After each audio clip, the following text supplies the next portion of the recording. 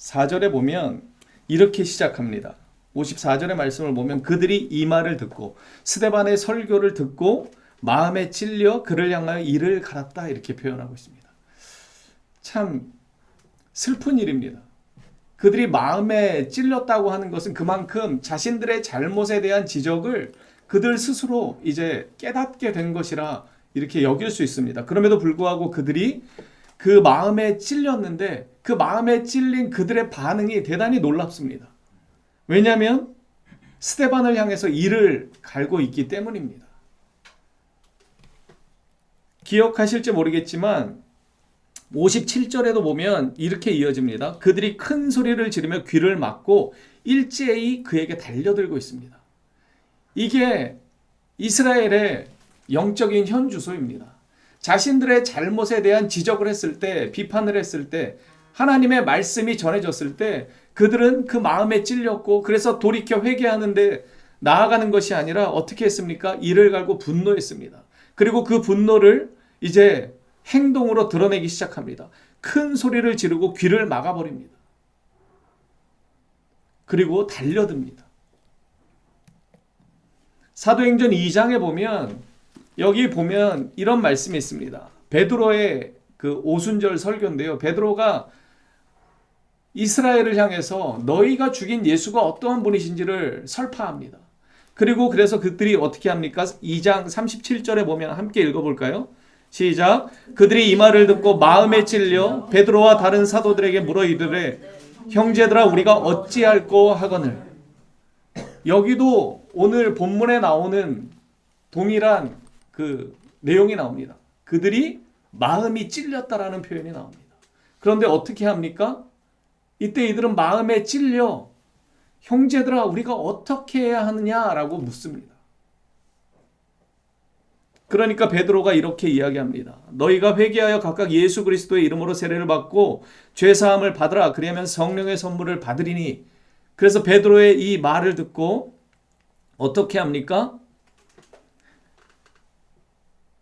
41절의 말씀을 보면 그 말을 받은 사람들은 세례를 받음에 이날의 신도의 수가 3,000이나 더하더라. 그들이 사도의 가르침을 받아 서로 교제하고 떡을 떼며 오로지 기도하기를 힘씁니다. 그들이 마음에 찔려서 양심의 가책을 느꼈고 그들의 잘못을 인정했습니다. 그래서 회개하고 예수의 이름으로 세례를 받습니다. 그리고 세례를 받은 것으로 끝나는 것이 아니라 그들의 삶이 변화됐다는 것이 42절에 그대로 기록되어 있습니다. 그런데 오늘 본문을 보면요. 전혀 다른 반응을 그들이 보이고 있습니다. 54절, 57절, 그리고 59절은 절정을 이루죠. 59절에 보면 그들이 돌로 스데반을 칩니다. 너무나 대비되는 이 반응입니다. 또 한 가지 더 재밌는 것은요. 오늘 본문을 보면 이스라엘의 반응과 스데반의 반응이 또 완전히 대조됩니다. 그래서 오늘 보여지는 이 이스라엘의 반응은 51절에 이미 얘기했던 목이 곧고 마음과 귀에 할례를 받지 못한 그 사람들이라는 증거를 오늘 이 반응을 통해서 그대로 보여주고 있는 것이죠. 자, 다시 본문으로 돌아가면 54절에 그들이 이 말을 듣고 마음에 찔렸습니다. 그래서 이를 가는데 55절 말씀을 함께 읽어볼까요? 시작. 스데반이 성령 충만하여 하늘을 우러러 주목하여 하나님의 영광과 및 예수께서 하나님 우편에 서신 것을 보고 그들은 마음에 찔렸지만 그것을 분노로 표현하고 있습니다. 이를 갈고 있는데 반면에 스데반은 어떻게 하냐면 그것에 대한 반응을 보이지 않고 성령이 충만한 상태로 그대로 나아갑니다. 그래서 무엇을 보냐면 그들을 보지 않고 하늘을 우러러 주목합니다. 그리고 하나님의 영광을 보기 시작하고 예수님께서 하나님의 우편에 서신 것을 봅니다. 이것이 성령 충만한 자의 다른 믿음의 모습인 것이죠. 우리는 어떻게 합니까? 우리에게 누군가 나쁘게 다가오면 우리는 그 사람에게 주목합니다. 목사인 저도 마찬가지예요. 참 부끄럽지만 그 사람을 주목하고 그 사람을 노려보기 바쁘죠. 내 감정이 상했기 때문입니다. 그런데 오늘 스데반은 어떻게 합니까? 성령이 충만한 자의 모습이 어떠한지 봅니다. 그는 더 큰 것을 봅니다. 더 높은 것을 봅니다. 위의 것을 바라봅니다. 그래서 하늘을 주목하여 보면서 하나님의 영광을 보고 예수님이 부활하신 예수님이 승천하신 예수님이 지금 하나님 우편에 서신 것을 보고 있습니다. 그러면서 이렇게 말합니다. 하늘이 열리고 인자가 하나님 우편에 서신 것을 보노라. 이러한 놀라운 고백에도 이스라엘은 전혀 회개할 기미가 보이지 않습니다.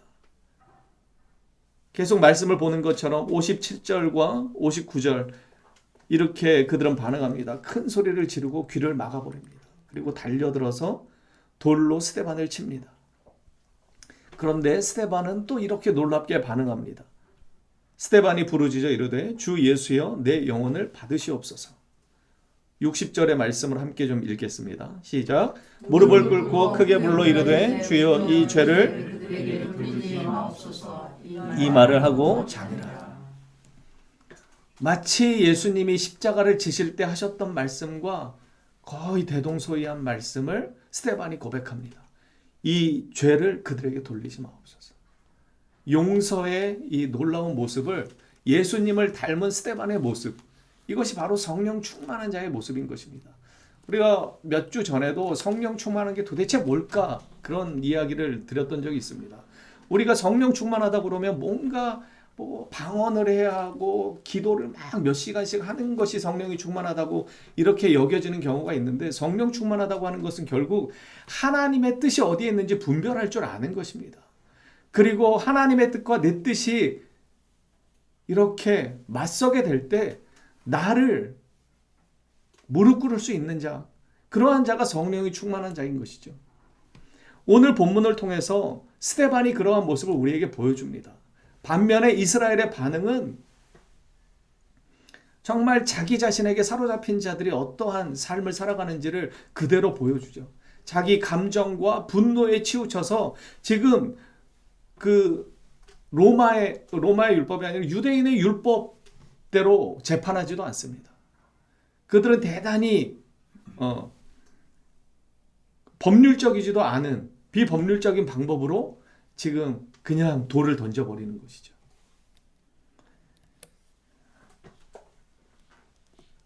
우리는 스데반의 이 모습과 이스라엘의 이 모습이 왜 이렇게 다른지 좀 살펴볼 필요가 있습니다.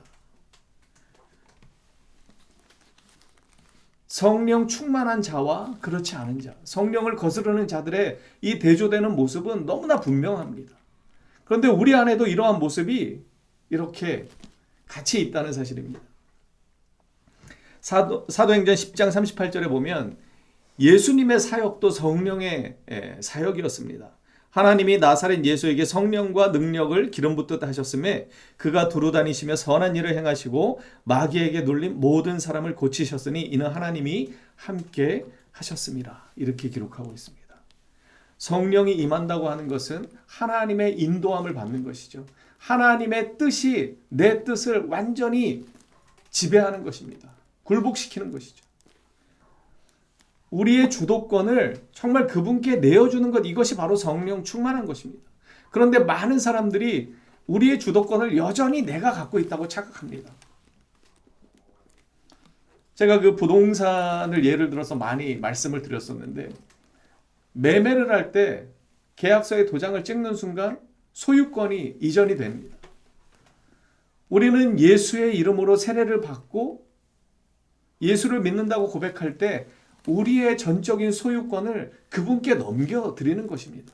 그럼에도 불구하고 여전히 나의 소유권을 우리는 주장합니다. 그래서 내 감정이 중요하고 내 상처가 중요하고 내 뜻이 중요하고 내 바람이 너무나 중요합니다. 부족하지만 이 목사도 마찬가지입니다.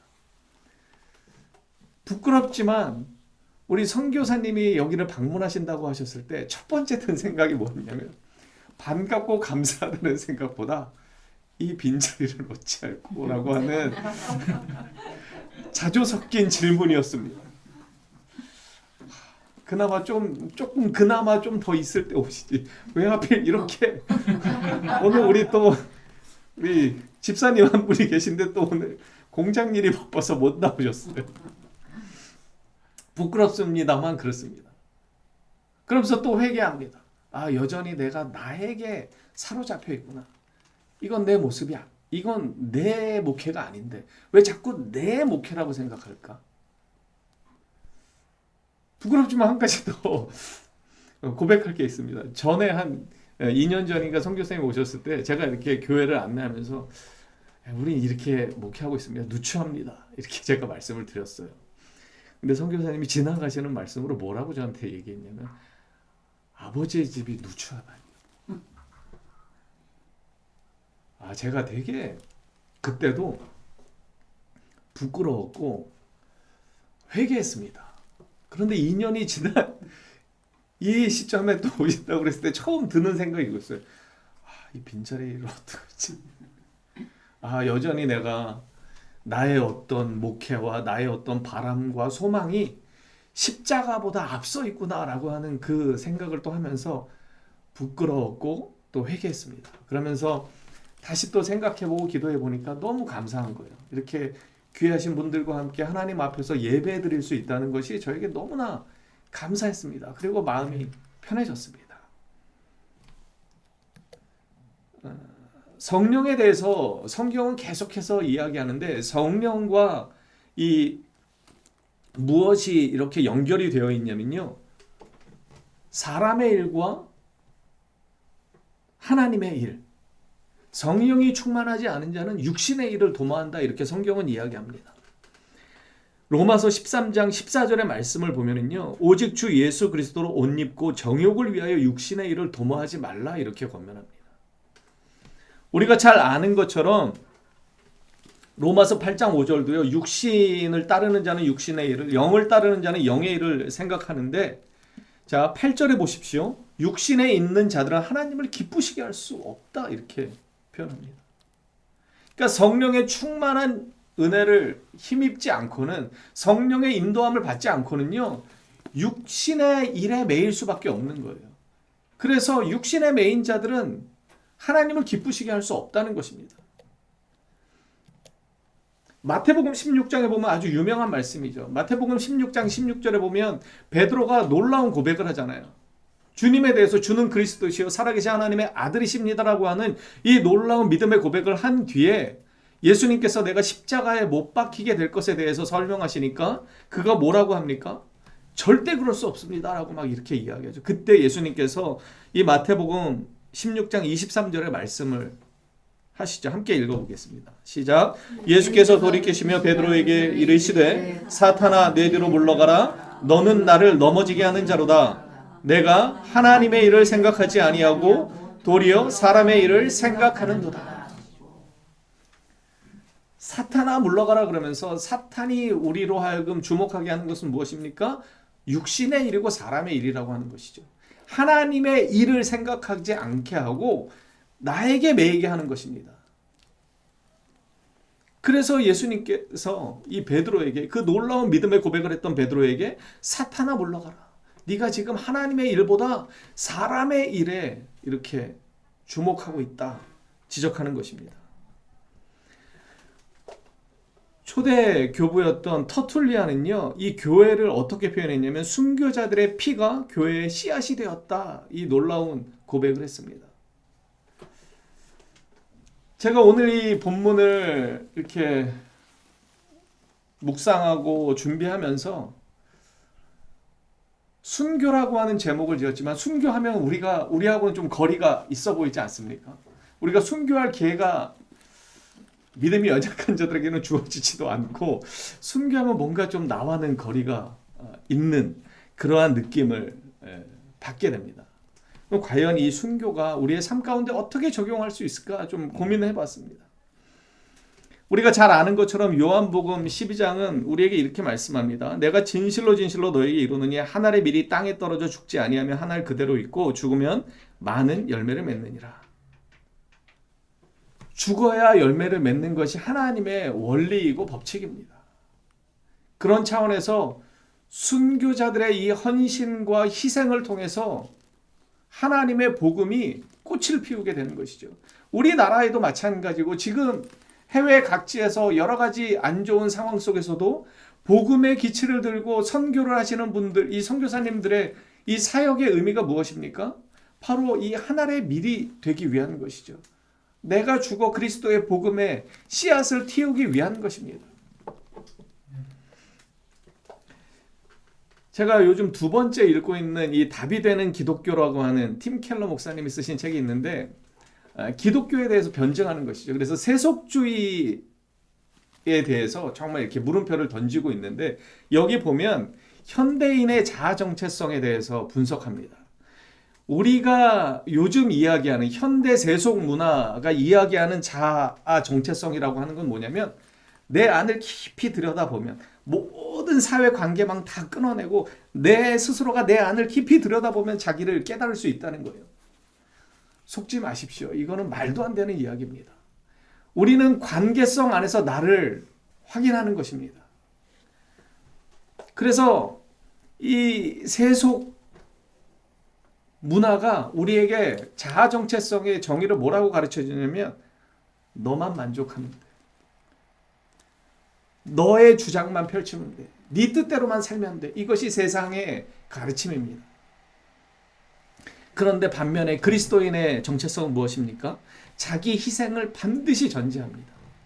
왜냐하면 예수 그리스도의 십자가의 사랑이 바로 하나님의 자기 희생을 바탕으로 했기 때문입니다. 여러분, 이 책에서 좀 더 나아가면 이렇습니다. 괴물이어도 상관없다. 내가 나만 사랑하면 된다. 이것이 세상 문화의 가르침입니다. 그래서 어떻게 됩니까? 요즘은요, 내가 너무 중요한 시대를 살고 있어요. 우리도 모르는 사이에 나만 만족하면 되고 나만 괜찮으면 됩니다. 여러분, 이것은 잘 생각해 보면요, 나만 괜찮으면 되는 것으로 끝나지 않습니다. 그 희생을 남에게 강요하게 되는 꼴이 되는 것입니다. 내가 희생하지 않으면 누군가는 불편하고 힘들고 어려움을 겪을 수밖에 없습니다. 우리 윤희가 밤 11시에 피아노를 막 쿵쾅거리고 칩니다. 예를 들어 전혀 그렇지 않습니다. 우리는 그렇게 교육하지 않기 때문입니다. 막 칩니다. 주변의 이웃들은 시끄러워서 잠을 못 잡니다. 그런데 윤희가 혼자 이러죠. 아니야, 나만 괜찮으면 좋다고 그랬어. 내가 하고 싶으니까 하는 거야. 여러분, 이게 세상의 가르침입니다. 그런데 예수님은 우리를 위해서 어떻게 하셨습니까? 하늘 보좌를 버리시고 낮고 낮은 인간의 모습을 힘입고 자기를 완전히 내어놓으셨습니다. 그래서요, 그리스도인들의 정체성은요, 이 희생을 바탕으로 자기를 발견할 수밖에 없습니다. 여러분, 이런 생각을 해보셨는지 모르겠습니다. 우리가 여러 사회적인 관계를 맺고 있는데, 이 관계 안에서 희생이 없는 관계라면 그것이 제대로 될까요? 우리가 아까 불렀던 321장 날 대속하신 예수께 이 찬송가를 보면 주제성구 같은 것들이 있습니다. 그 찬송가 밑에 이 작사자나 작곡자가 이 말씀을 토대로 이렇게 이 곡을 짓거나 가사를 지었는데, 이 321장 날 대속하신 예수께 이 찬양의 모티브가 되었던 말씀이 바로 빌립보서 1장 20절의 말씀입니다. 나의 간절한 기대와 소망을 따라 아무 일에든지 부끄러워하지 아니하고 지금도 전과 같이 온전히 담대하여 살든지 죽든지 내 몸에서 그리스도가 존귀하게 되려 하나니 이는 내게 사는 것이 그리스도니 죽는 것도 유익함이라. 제가 이 괄호 안에 제 나름대로 해석을 좀 적어봤습니다. 내게 사는 것이 그리스도니 죽는 것도 유익함이라. 이게 어떠한 표현일까 좀 생각해봤습니다. 내가 사는 오직 유일한 이유는 그리스도를 위한 것이기 때문에 그리스도를 위한 죽음이라면 그러한 죽음은 나에게 유익한 것입니다. 그러한 고백이라고 생각이 되었습니다. 여러분, 나를 위해서 죽어주시고 나를 위해서 영원한 생명을 예비하신 그분을 위해서 나도 그분을 위해서 살기로 작정할 때, 여러분, 그때 진짜 평화가 임하는 것입니다. 진짜 기쁨이 임하는 것이고 진짜 만족이 거기에 있는 것입니다. 그런데 지금 세상은 어떻습니까? 그러한 분의 사랑을 외면하고 그러한 사랑이 없다고 치고 나만 사랑하면 내가 자기 기쁨과 만족에 빠질 수 있다. 그렇게 얻을 수 있다. 이렇게 잘못된 가르침을 전하고 있습니다. 교회 안에도 이러한 잘못된 사상과 문화에 물들어 있는 많은 목사들이 있고 성도들이 있습니다. 그래서 교회가 왜 대단히 그럴싸해 보이는 것 같지만 어떠한 한 사건 때문에 많은 사람들이 시험에 들고 교회를 떠나는가? 여전히 내가 주인이기 때문입니다. 내 만족을 위해서 예배를 드리고 내 만족을 위해서 그렇게 하기 때문입니다. 야고보서 2장 말씀을 우리 함께 좀 찾아볼까요? 성경 한번 좀 찾아보겠습니다. 야고보서 2장 뒤로 좀 넘기시면 너무 유명한 말씀이죠. 제 성경으로 372페이지 정도에 나와 있는데 야고보서 2장 14절부터 이렇게 기록되어 있습니다. 내 형제들아 만일 사람이 믿음이 있노라 하고 행함이 없으면 무슨 유익이 있으리요? 그 믿음이 능히 자기를 구원하겠느냐? 만일 형제나 자매가 헐벗고 일용할 양식이 없는데 너희 중에 누구든지 그에게 이르되 평안히 가라 덥게 하라 배부르게 하라 하며 그 몸에 쓸 것을 주지 아니하면 무슨 유익이 있으리요? 자, 17절 함께 읽어볼까요? 시작. 이와 같이 행함이 없는 믿음은 그 자체가 죽은 것이라.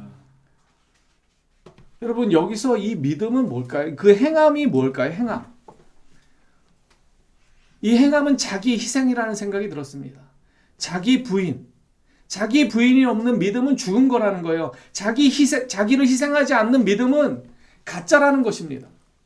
여러분 그런데 우리 안에 너무 이 가짜 믿음이 팽배해 있습니다. 나를 희생하지 않으면서 믿음이 있다고 그래요. 나를 부인하지 않으면서 나는 믿음이 좋은 사람이라고 우겨대는 사람들을 우리는 너무나 많이 보게 됩니다. 여러분 혹시 내 안에 그러한 모습이 있는지 우리는 돌이켜 봐야 합니다.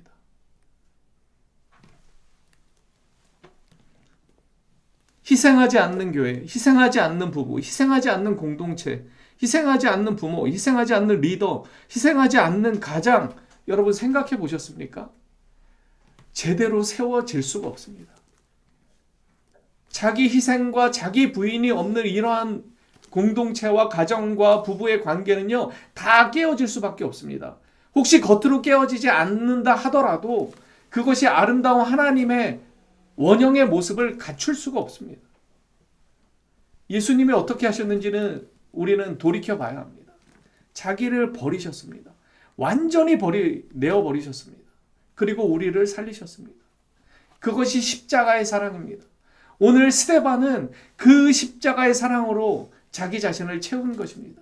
그것이 성령 충만의 모습입니다. 그래서 자기를 향해 욕을 하고 돌을 던지는 그들을 주목한 것이 아니라 더 위의 것을 바라봅니다.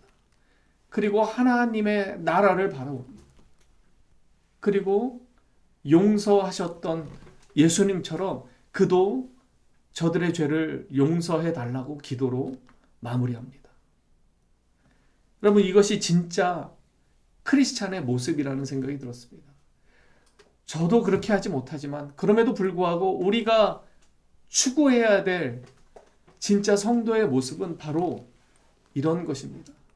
자기 희생과 헌신을 하지 않는 믿음은 가짜인 것을 우리는 기억할 필요가 있습니다. 어느 곳에나 이 자기 희생이 있는 곳에 하나님의 놀라운 역사가 나타나게 될 것입니다. 순교는 결국 우리에게 맡겨진 십자가를 기꺼이 지는 것입니다.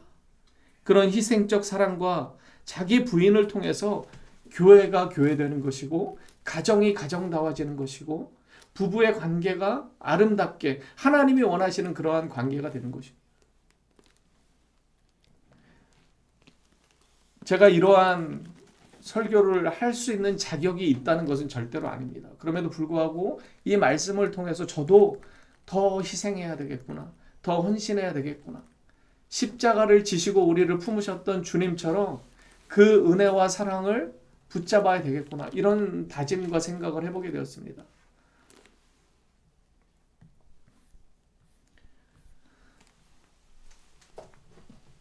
우리는 주님의 십자가를 바라봐야 합니다. 세상의 가르침은 나에게 주목하라고 합니다. 내 만족에 집중하라고 합니다. 하지만 하나님의 가르침은 그렇지 않습니다. 우리를 위해서 하늘 보좌를 버리신 주님의 그 사랑을 붙잡으라고 이야기합니다. 그리고 그 사랑으로 나를 채우고 그 하나님의 사랑에 믿음으로 반응하는 진짜 성도의 모습을 회복하기 시작할 때 우리 안에 말할 수 없는 기쁨과 감격이 흘러 넘치게 될 줄 믿습니다. 여러분, 주님 안에 거할 때 정말 이 근거 없는 기쁨, 여러분 요즘 근거 없는 자신감이라는 그런 세상 이야기가 있는데, 여러분 내 모습을 보면, 내 주위를 둘러보면 기뻐할 것이 없는 사람들이 기뻐합니다. 누가 그럽니까? 예수님의 사랑에 붙잡힌 자들이 그럴 수 있습니다. 절대로 흔들리지 않는 하나님의 사랑을 붙잡고 그 안에 거하기 시작할 때, 그리고 그분을 위해서 이제 내가 살기로 다짐하고 나아갈 때, 그래서 나에게 주어진 그 십자가를 기꺼이 짊어지기 시작할 때, 비록 나의 삶이 어렵고 힘들지 모르지만 그런 나를 끝까지 책임지시고 사랑하시고 나를 보듬어 주시는 그분의 사랑이 나를 덮쳐올 때 우리는 그 모든 난관을 이겨낼 수 있는 것이고 세상 가운데서 의연한 크리스찬의 모습을 드러내게 될 것입니다. 저와 여러분이 자기 희생과 자기 부인을 통해서 교회를 교회되게, 가정을 가정되게, 관계를 진정한 관계 되게 하는 믿음의 역군들 되시기를 간절히 소망합니다.